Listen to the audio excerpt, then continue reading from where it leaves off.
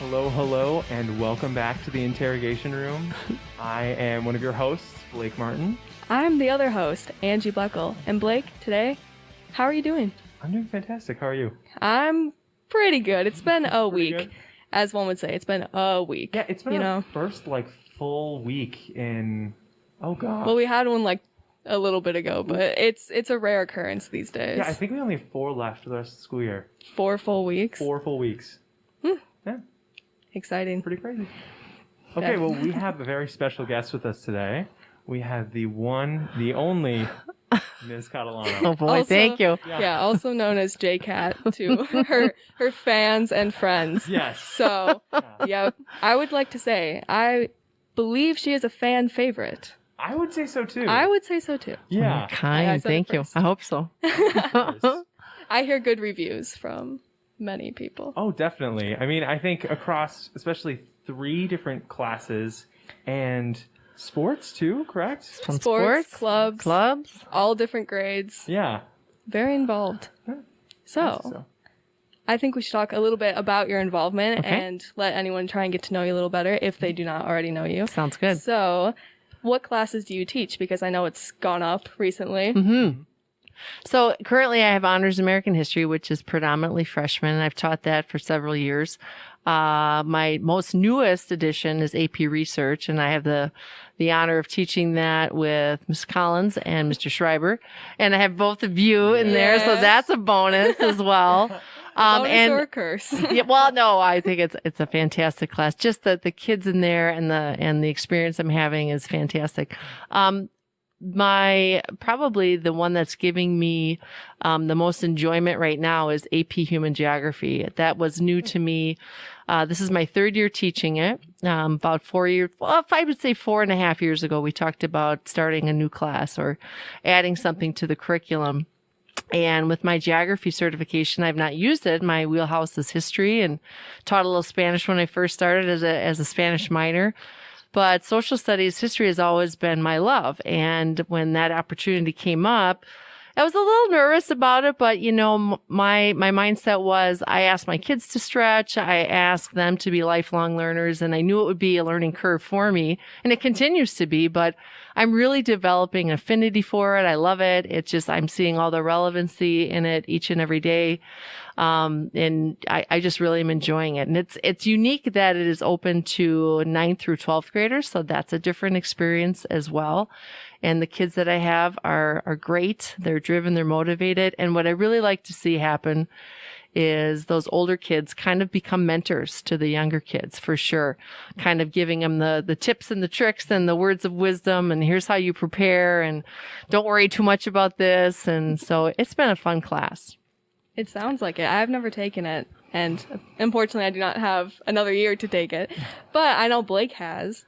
So, I mean, what are your experiences with the class? Oh, yeah. I've really enjoyed it so far. It's unlike a lot of the other courses I've taken, because a lot of them are really structured based on things that you're learning, and people don't see the direct application right outside. Mm-hmm. But I think with AP Hug, it talks about so many different things rather than focusing on just one. So you talk about economics, you talk about politics, and all different global issues, and you can connect it all the time to things that are going on every single day. Mm-hmm. So it just feels like really relevant worldly information, which is really different than most classes. Mm-hmm.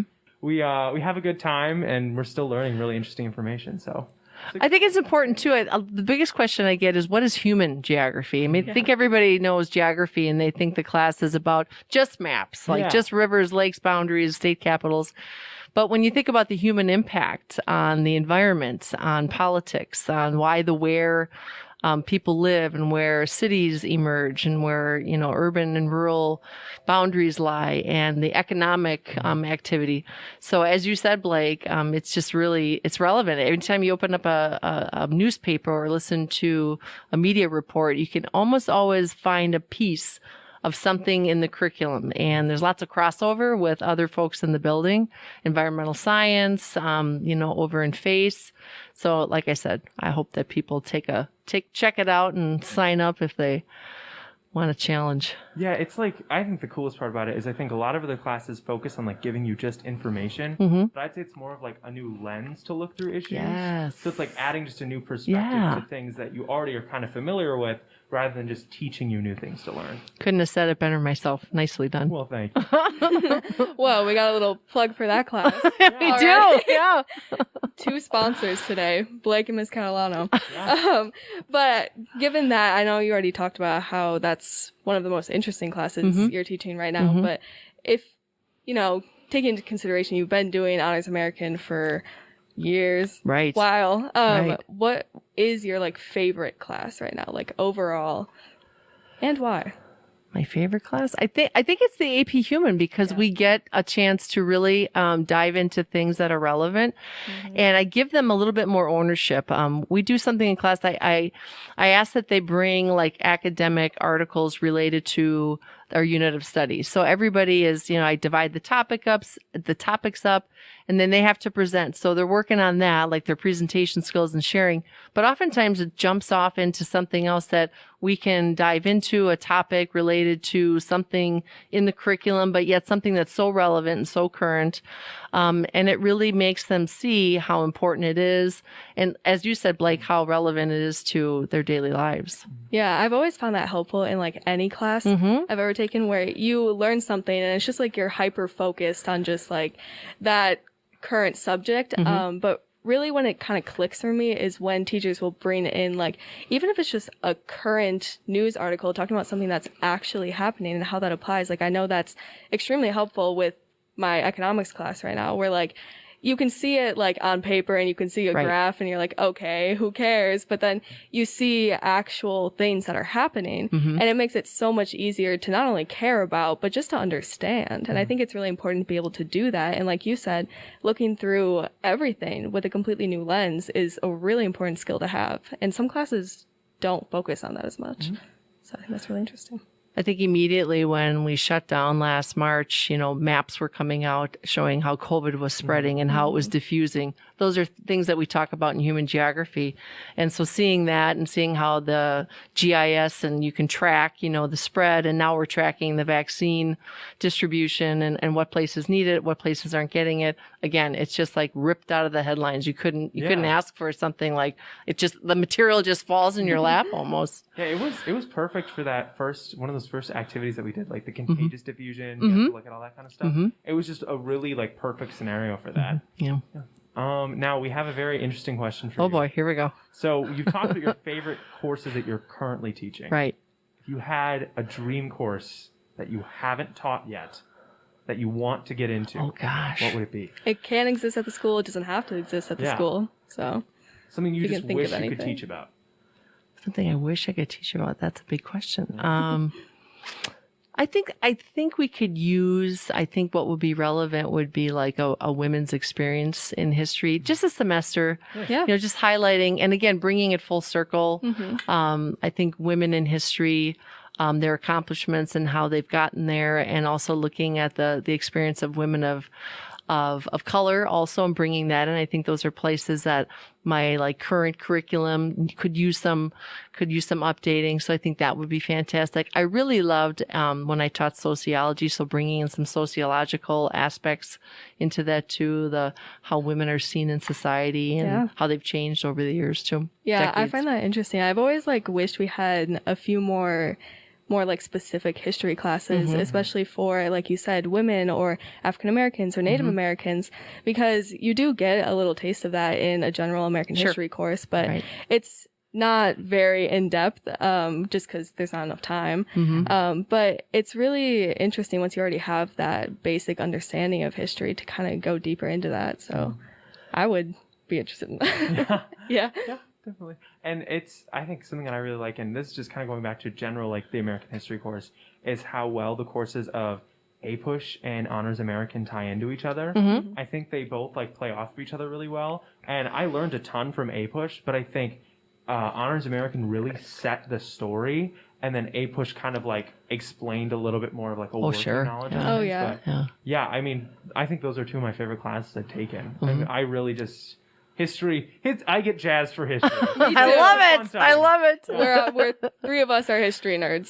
For sure. For sure. Yeah. No, but I definitely agree with that, Blake, because it's just like you have that basis, and then it just more and more classes, you're just adding to that understanding. It just makes the class so much easier as well. Like A push compared to AP Euro.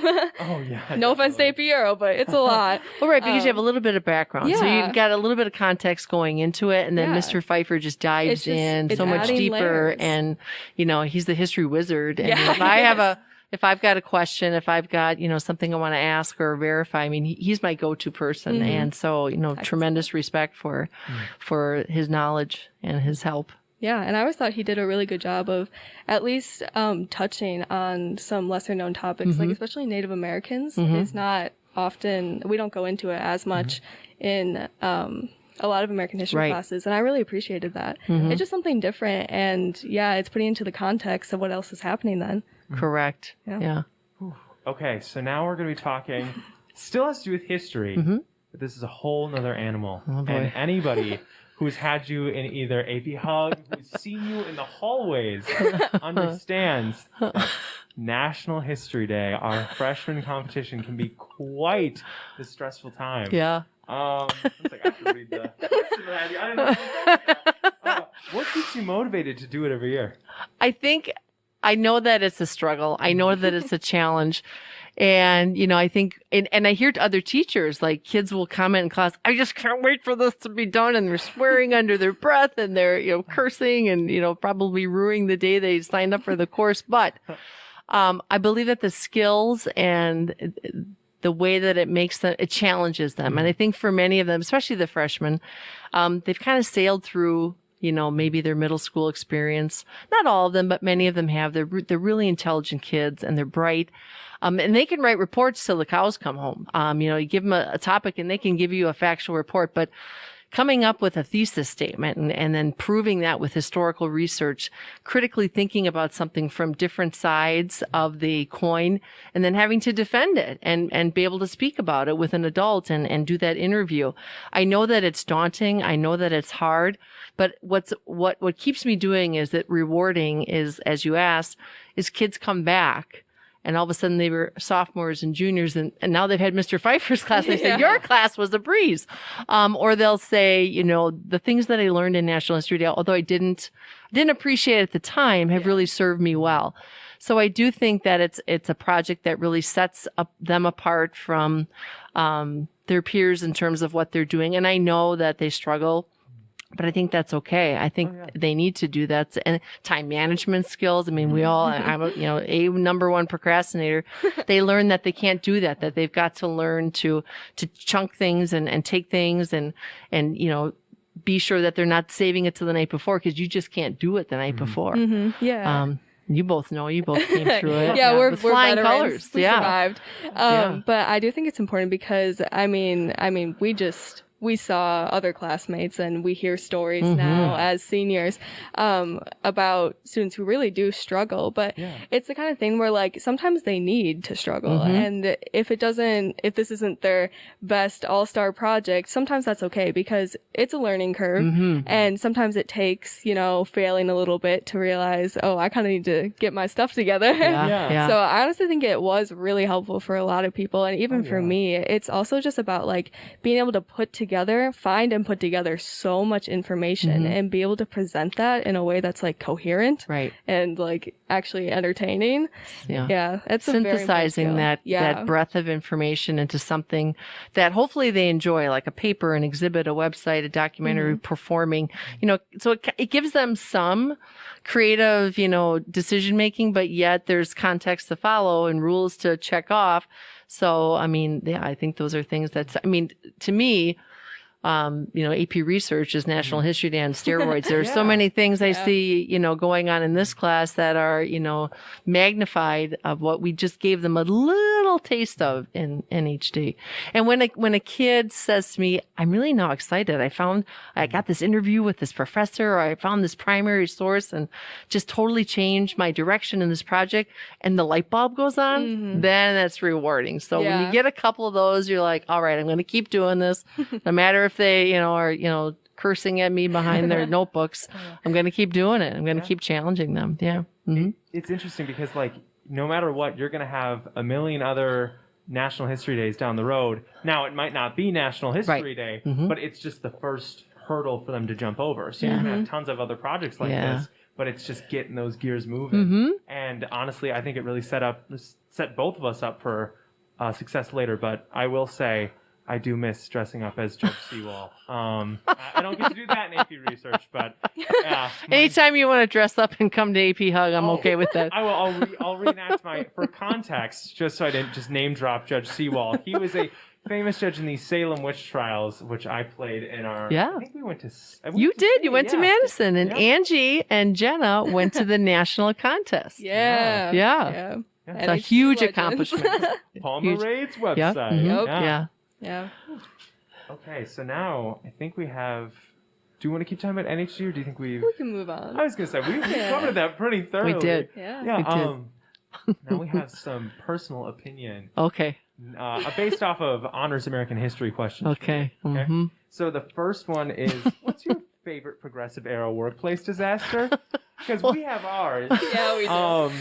It's just a very important question. I don't know if favorite, but the one that I talk about probably most predominantly is the Triangle Shirtwaist Factory fire and the impact that it had on labor laws at the time, and the irony and the sadness of that those women were a few years before striking and trying to make those changes, and then the changes that weren't made resulted in that horrible tragedy. But on a positive note, because of that tragedy, labor laws were put in place in New York, and other cities and states followed. Yeah, that is our pick as well. That is. Yeah. It's just, I think if you have to pick a tragedy, it's I might as well get something from it. I've seen a live performance based on the Triangle Shirtwaist Factory fire. It was not good, but it was still interesting. I've seen tons of other media talking about it. Yeah. I've seen it everywhere almost. Really? It's really interesting. Well, every year on the anniversary, they still commemorate it. They the bell will toll for those that were lost that day. Yeah. It's a big thing. Incredibly unfortunate, but incredibly important. Yeah. For the progressive era. Mm-hmm. That's why it's so interesting. Yeah. So yeah. Favorite, quote unquote. Most interesting. Most interesting. That's what it is to say. Yeah. Instead of taking those personality type tests, I think we should just ask people this question. Okay. Would you, in the Gilded Age, would you be a gold bug or a silverite? Silverite. Mm-hmm. She knows the answers to these questions. She does. She's thought about this. Premeditated. You betcha. Wow. Premeditated silverite answer. Fair enough. I am ashamed to say I don't remember the difference. I just remember William Jennings Bryan, Cross the Gold. All I know. Yeah. I think Angie and I creating these questions didn't really remember too much about the content, but we just came up with the concept over FaceTime and we couldn't stop laughing over it for some reason. So we're like, it just has to make its way. Has to be in. It has. Gotta have it. I'm gonna be asking everyone if they're a gold bug or a silverite from now on. We're gonna wear stickers that are just gonna tell us. Yeah. We're gonna start identifying ourselves. You got to get the little gold pin they used to have. Yeah. That HD pin. You can wear that too. Yeah. I think I still have. There. See, then you might be a pin. gold bug if you have if you got the pin. I think so. Yeah. So our next question is related to research. Okay. It's just a quick question. Sure. Maybe hard to answer, but out of all the projects that you've seen so far, they're pretty far along at this point. What is your favorite one that you think is the most interesting? I have to admit, I didn't think it was interesting at first. The grass. Yeah. When Colin Wilkie said, I'm going to study grass, I thought, what and where is he going to take this? And the type of grass used in different major league stadiums around the country and percentage of errors made on defense, all of a sudden it just got bigger and bigger and bigger. And the data that he is crunching and the research that he's doing and the correlations, I'm blown away. It's crazy by what he is producing with that and truly what the implications could be. One day Mr. Schreiber and I were talking about could a recruiter use this in terms of what kind of player the club would want to bring in based on is there strength, defense, offense, what kind of it was something I didn't know anything about, but I could pick almost any topic in there. I am just blown away at the talent and at the skill level of the kids in that class. So credit to, I think Mrs. Hanson, who prepared you folks in Definitely. seminar, who you guys speak of with great reverence, and just, you know, the collaborative effort of the teachers involved who are there. Mr. Schreiber, his veteran and his expertise, and, you know, Mrs. Collins has just jumped in and just, you know, is so good at, you know, the science part and the data. Yeah. So it's been a really just a cool experience to watch you guys grapple with this, and again struggle. Sometimes Yeah, folks have definitely had struggle. to like stop dead in their tracks and switch directions. And again, just shows like your resilience and your ability to pivot. And when, you know, something, you know, is an obstacle, you don't let it, you know, crush you. You figure out a way around it. And I can't wait to see the end. I can't wait for the oral defenses. I just am really excited. Yeah. You're looking forward to it? Yeah. I mean, honestly, the grass project, I feel like that's just like a perfect like representation of what this class can be, because I don't know, research just kind of sounds like, oh, boring research, but like it can be so interesting. And like you hear that and you're like, what do you even do with that? Exactly. But there's so much like math and actual research going on behind it that it's like crazy. Yeah, if you're like, you'll hear people talk about it all the time, like, if there's something you're interested in, you can do it. That is so true. Like, there is not a single scale of analysis that is too small for this course. We're talking about the length of blades of grass on a Major League Baseball. I know. And it can be so minuscule, but the way that he's analyzing it and the way that affects how fast the ball rolls and how fast players can respond to that is just really interesting. And I mean, if you've seen the data he's working with, it is incredible. It blows my mind. It really does. And when he brings up those spreadsheets, I'm like, how many points? I think he said spreadsheets. AP spreadsheets. 7,000 points of data he was crunching. insane. It makes my head spin. Yeah. I'm lucky. I think I only have, I have, my graphs are 4 different bars. And I only talked to 16 people. So you can go as big as you want, Yeah, or as small. Yeah. And it's all valid. So it's just, and like you said, it honestly does remind me of NHD a little bit in the sense that, I mean, research, you're actually conducting your own, but you can conduct your own historical study, which we saw. But it's just, it's so fun to just find something you're really passionate about and find the data yourself, and then once again figure out how to put it all together, because we do have a paper that's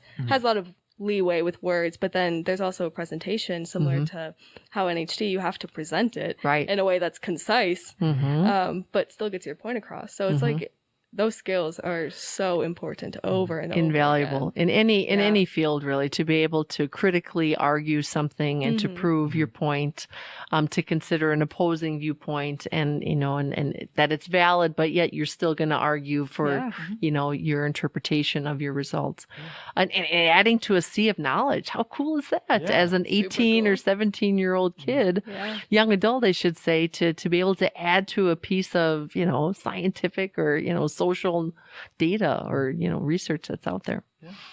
Angie, do you have any personal favorites of the research projects?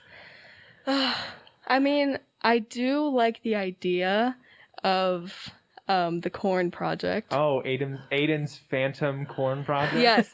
There is this mysterious economic corn project about ethanol prices. I can't even say what it's about because it's a secret. But he also has a massive spreadsheet of what? I'm not sure. But it's just called the Corn Project. And once again, it's just like, who would think to look at corn and like the prices of corn and how that affects like the economy? Not me. Well, we talked about corn a ton in AP Hub. Yeah, we did. King corn. We sure did. That documentary was really interesting. It took a little while to get going, but I think the end is just, it opens your eyes to, you never think about it. You never, doesn't cross your mind very often. I thought one of the, just before I go on a huge tangent about corn, which I know you guys would absolutely love. Something I thought was really interesting was when they were talking about GM corn and how it's almost gotten to the point where, like, when you take it off the, like, stalk. You take it off the stalk. I was supposed to be the ear, but the ear is the thing you hold. It's basically just like sawdust almost. That's the texture that it is now. So I just thought that was so interesting when they were like just taking now what we use, and it's just completely different than what we perceive. Right. That agriculture unit for me was the biggest learning curve. I'm a city girl, you know, and so, but I find it fascinating, some of the things that you just don't think about and how relevant they are. Yeah. Definitely. Wow. Okay, so should we bring it to the bar? Oh, I think we Okay. should. I think we should. It's time to hit the bar. Yeah. Like, Well, we That sounds can't hit the bar. We gotta. What's the phrase? get over the bar, exceed the bar. The bar. There we go. Soar That's what over I'm it. looking for. Yep. Exceed the bar. Whew, okay, I think. Did we already talk about the context behind the phrase "the bar"? We have not. We have It not. relates back to NHD Yes. directly, As all things should. as all things should. All things. NHD is the actual lens in which we view everything. HD's Yeah. a little bit, but everything connects back to National History NHD. Day. I see the world through NHD colored glasses. Only. That's Only. it. Oh, yeah. The phrase "the bar" is about the most iconic quote surrounding all of Ms. Catalano's career. Basically, it is it's a standard that is set to get over and exceed expectations. Right. So if somebody's just kind of, doing what they should, they're kind of getting it done, they're just hitting the bar. But if they want to excel, they have to exceed the bar. Mm-hmm. Yeah. Some were crawling under it, Yeah. you know, and so we Nice had to little have, army yeah. crawl. And so this year what I did, and I was talking to a former NHD student, he came in as a senior, Matthew Fitzpatrick. How's NHD? I said, oh, it's tough this year. It's been a rough year. And he brought up the bar reference. They're not hitting. And I went, oh, genius. And I'm looking around my classroom, and I had a tension rod for, I've got a window. I've got my one curtain, but I had this extra tension rod sitting around in my room. I said, I got an idea. So I put it in the doorway, right about knee length. I think I saw that. Did you see that? Yeah. And I kids saw are it. looking at it as they're walking by, and then the kids coming into my class, they're stepping over it. I'm like, be careful. And they stepped over it, and they said, what do you think was going on there? I had a bar. I said, and what did you have to do? Get over it. And I said, did it take a little bit more effort than it would have if you just walked in the classroom? I said, and that's what this project is going to require. A little bit more effort. Yeah. In fact, A for some of little you, bit more. a lot more effort. And they have that showcase week where they show it to us for the first time. And it was, and I told them this. I said, a lot of it was underwhelming. And then they've got about a week and a half to get it together. And they take my feedback and their peers' feedback. And we just had the contest last Wednesday, and the commentary from my department colleagues who were kind enough to judge and to be there and give some of their feedback and evaluation was they really knew a lot about their projects. I mean, they were impressed, and a lot of some of them redid things like re-recorded whole documentaries.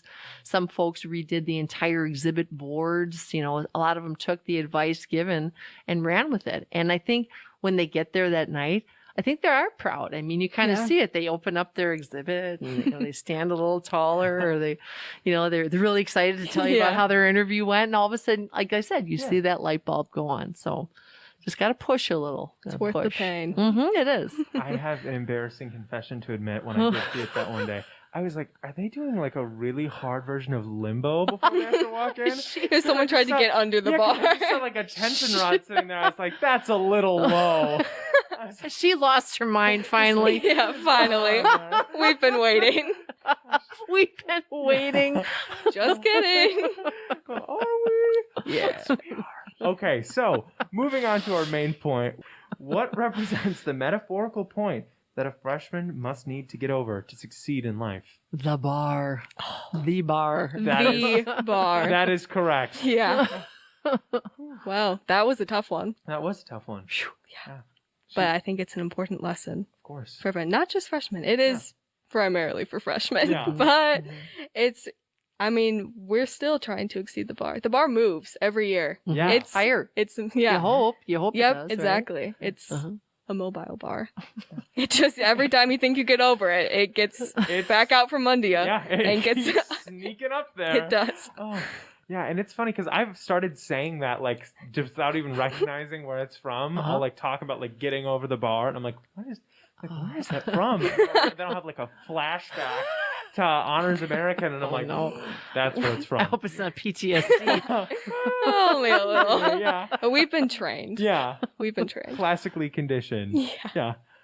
I think we are getting close to our conclusion. Okay. Yeah. And now this is when we always like to wrap it up. A Right. little theme or lesson. Mm-hmm.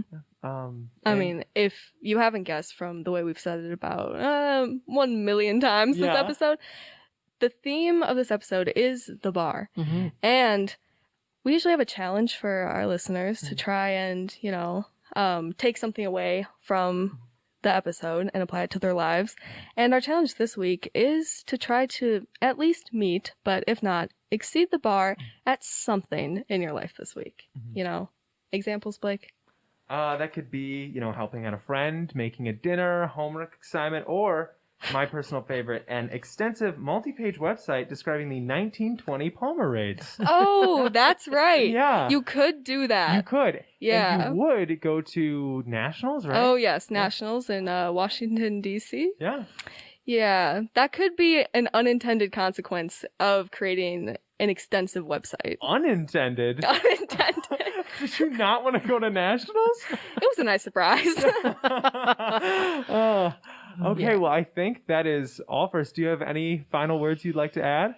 I don't think so. I'm so pleased that you asked me to be a part of this. Thank you very course. much. Yeah. It was my pleasure. I enjoy both of you as individuals, students, but individuals more so. And well, thank you thank very you. much for having me. Of Of course. And it's always a pleasure to have, as we call the fan favorite, Oh. for Yes. our second Thank you. episode. Second. Thank you. Okay, well, thank you for listening, and make sure you exceed that bar. Yeah. Yeah. Exceed. Exceed. Keep an eye on it too. Yeah, it's going to move Yeah. pretty quickly. Well, I'm Auntie Bloechl. And I'm Blake Martin. And quick shout out to Joel. Thank you, sir. Yeah.